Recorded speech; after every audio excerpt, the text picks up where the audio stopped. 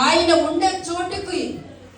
ఉంటున్న చోటుకి ఎత్తబడడానికి, ఆయనతో పోగొట్టుకున్న సహవాసాన్ని తిరిగి మనము సంపాదించుకోవడానికి దేవుడు చేసిన గొప్ప కార్యాన్ని బట్టి దేవునికి వందనాలను తెలియజేస్తూ, ఇటువంటి సహవాసములోను ఇటువంటి సంఘములోను దైవజనులు మిమ్మల్ని చాలా ఆత్మీయంగా ఎదిగింపడానికి వారు చేస్తున్న కృషిని బట్టి, వారి యొక్క పనిని బట్టి, వారి యొక్క కష్టాన్ని బట్టి, వారి యొక్క పరిచర్యను బట్టి దేవాది దేవునికి మహిమను చెల్లించుకుంటూ ఉన్నాను.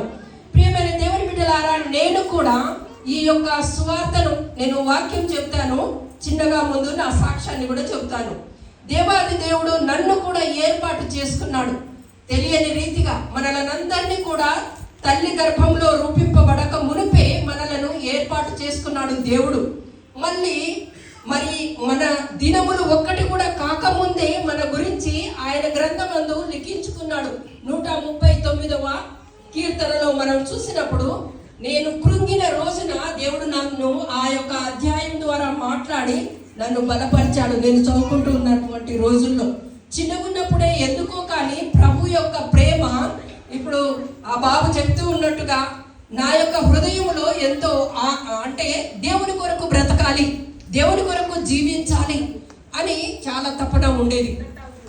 ప్రియమైన దేవుని బిడ్డలారా, నా తల్లిదండ్రులను దేవుడు ఏర్పాటు చేసుకున్నాడు. చాలా కులము నుంచి వెలివేయబడము, ఎన్నెన్నో వారు బాధలను అనుభవించినప్పటికీ వారు ఆ యొక్క మా డిస్టిక్లో నిజంగా మెట్పల్లి ప్రాంతంలో ఎక్కడ ఆలయం లేదు. టిక్యూ